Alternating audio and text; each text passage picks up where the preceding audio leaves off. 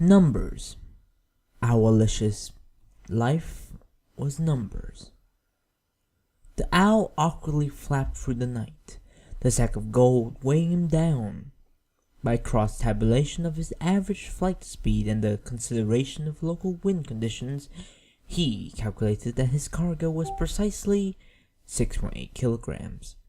This meant that the sack did contain, excepting the 0.0002% chance that one of the coins was the famous triple horseshoe misprint, which was 2.4% heavier, 1,679 standard equestrian coins, minted and weighed by Her Majesty's Treasury.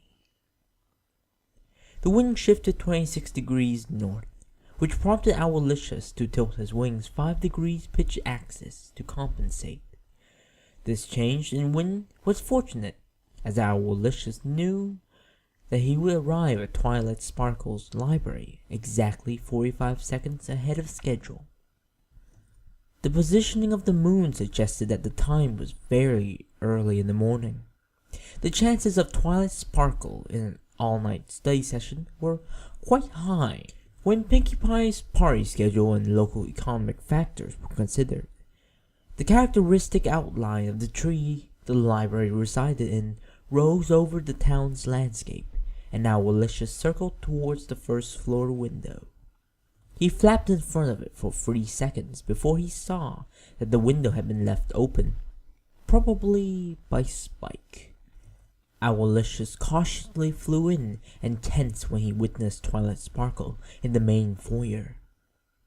Twilight's eyes were closed and her head slumped over a thick book. Drool poured out of her mouth as she snored lightly. Spike was just a short distance away from her, his head resting on a thick dictionary. The idiot had likely fallen asleep while trying to bring it to her. Flying over to one of the bookshelves, he carefully pulled out a copy of Levitation Theory and Application, which was 3 inches thick from binder to binder. A small click, only audible to him, sounded upstairs. A small depression in the wood next to Twilight's bed had appeared, so minute that even Twilight Sparkle had never noticed it. He acted quickly, only having 9 seconds to push it. With a half-second to spare, Owlicious pushed the small depression of wood in further with his rightmost talon, which sounded a second click. The countdown until the gears reset on the second timer was much more generous, and his flight back downstairs was confident and controlled.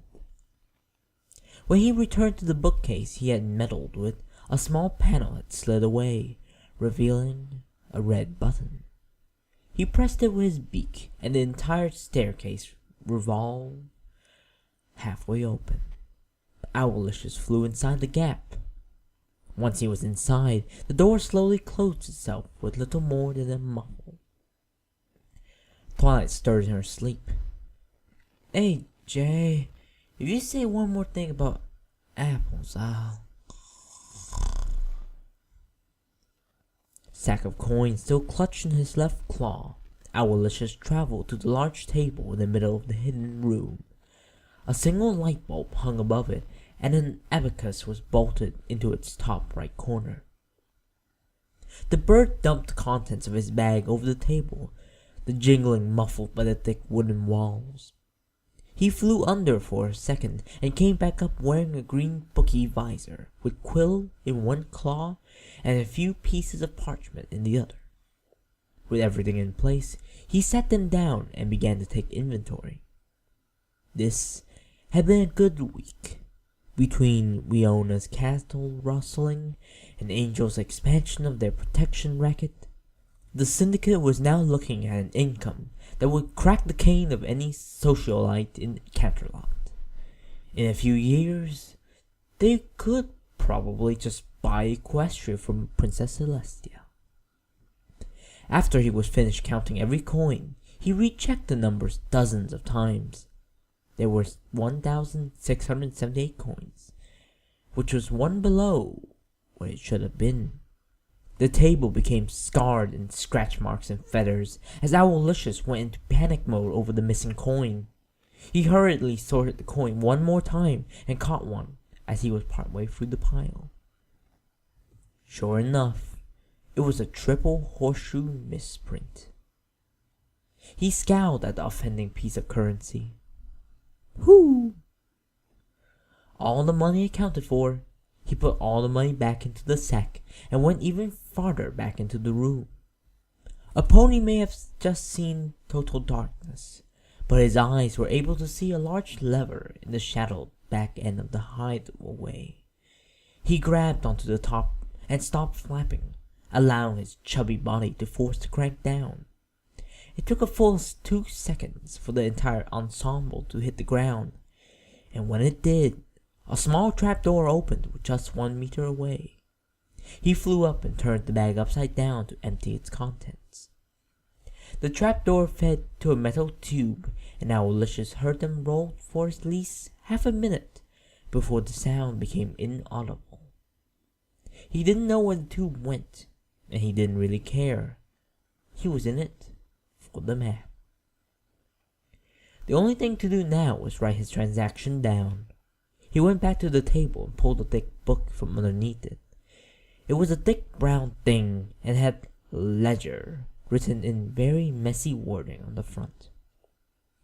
Using his talents, he cracked it open, coughing 4 times from the dust before flipping the pages to write down his most recent deposit. Right below the blackmail money they received from Fancy Pants and the Griffin Prince scheme they had been stringing several Philadelphians along on, he wrote down the money they received from Filthy Rich. The owl then closed the book and went to the back of the bookcase. He pressed the large blue button on the back of it, which made it revolve once more. The noise of the entrance's movement awoke Spike for just a moment, and he set his eyes on an owl emerging from a secret compartment in the library. The assistant locked his eyes with the owl's for a moment before rolling over. "That's it. No more ice cream before bed." Owlicious huffed and wiped the nervous sweat off his brow. His work finally complete, he took to his perch and drifted into a well-earned rest.